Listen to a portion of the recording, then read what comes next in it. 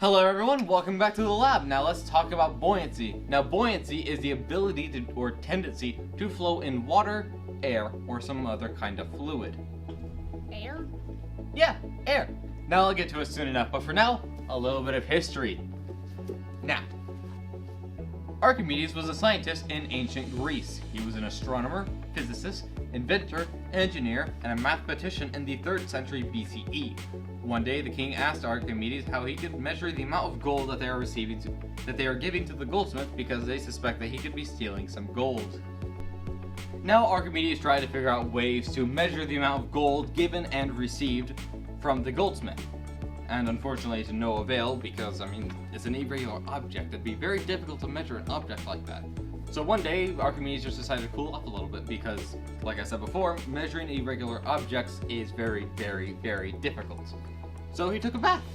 And what he noticed is that when he decided to step foot into the bathtub, he noticed that the water began rising. And this gave him the idea on how he could measure the gold given and received. In fact, the idea he thought was so genius, he literally hopped out of the tub, ran straight to the king, through the streets, butt naked, and told him of his discovery, which was actually water displacement. And this, through multiple experiments, eventually became buoyancy. The equation he made for this was FB equals PGV, FB meaning buoyant force, P meaning fluid density, and G is the acceleration due to gravity, and V is the volume. So Archimedes and the king both decided to use the water displacement method on the crown that was received from the goldsmith to test whether or not the goldsmith was actually stealing some of the gold. Guess what they discovered? He was stealing the gold.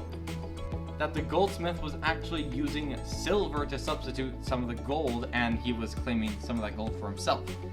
He got in trouble and presumably imprisoned, either that or executed.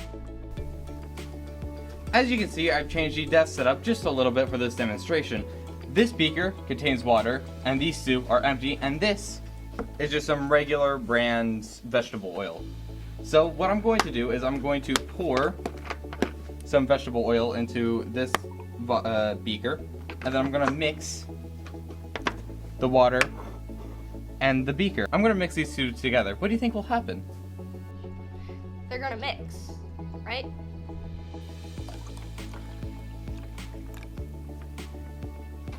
They separate, they don't mix at all.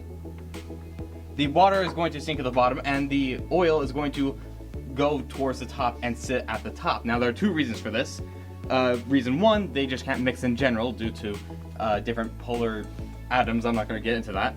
And two, because water is heavier than the oil.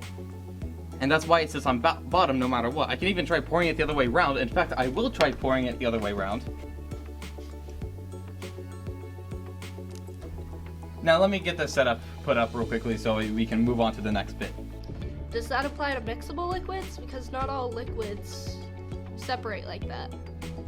Oh, sure it does, but the main problem being, as well as the obvious problem, is that they mix. So it's kind of difficult to actually separate them. However, there is a device used that doctors also use to separate blood cells and plasma from one another called centrifuges. Basically what you do is you place a liquid, like blood for example, or any liquid that, has substances inside of it that are similar to one another so they mix up and become difficult to unmix. You place them into the centrifuge and start the centrifuge right up. What this will do is cause the centrifuge to start spinning and spinning and spinning all the liquids inside of it till they separate and layer up. So it kind of looks like if you ever go visit the Grand Canyon, you kind of notice how some of the rock formations look like as if they have layers to them. That's kind of like what the centrifuge will do. It will have layers to everything.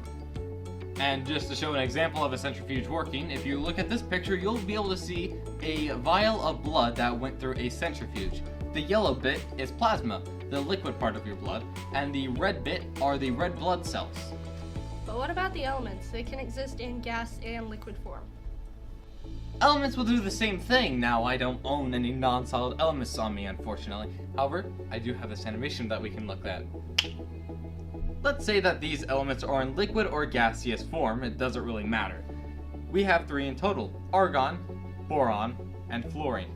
Argon is 39.948 daltons, boron is 10.811 daltons, and fluorine is 18.998 daltons. By the way, A and Mu's are daltons, so basically what daltons are the mass of the element. Anyways, let's dump these elements in to see how they would typically sit. This is how the elements would normally sit. Now what would happen if we took them out and mixed up the order? They mix back the heaviest to lightest. But wait, then that means that gases don't necessarily rise by fault. Then what about smoke coming from fire? Also, how the heck did we get here? Good questions. The reason as to why smoke rises instead of sinks is because of convection. The heat coming from a flame causes the air to become less dense, allowing smoke to rise up. If convection didn't exist, the smoke from fires would fall and smother the fire immediately. The rising air creates a low pressure area at the base of the flame, and this causes surrounding air to flow in and keep the fire burning. Now here's an interesting question for you. What do you guys think a flame in space would look like, considering there is no up in space? Now surely, after all that information, you guys must be thinking boats, right? I mean, surely metal is heavier than water, right? Or for that matter, plastic. Yeah, that makes sense. Now this is a boat, my boat specifically. Whenever you place a boat down onto water, it creates a downward force. And that downward force is canceled out by an upward force being created by the water. The water is pushing the boat up, and the boat is pushing the water down. It cancels each other out, and the boat floats. But what about boats that have sunk, like the Titanic? Oh, boats like the Titanic? Well, that's actually due to the fact that there's a giant hole in the side of it. What happens is that due to the giant hole inside of it, the upward force that the water is creating is going straight inside of the boat. It's being pushed inside, causing a weight unbalance.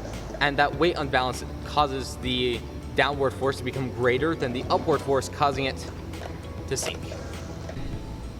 So unfortunately, that's all the information I had to give away for today. However, I hope you guys enjoyed. See ya.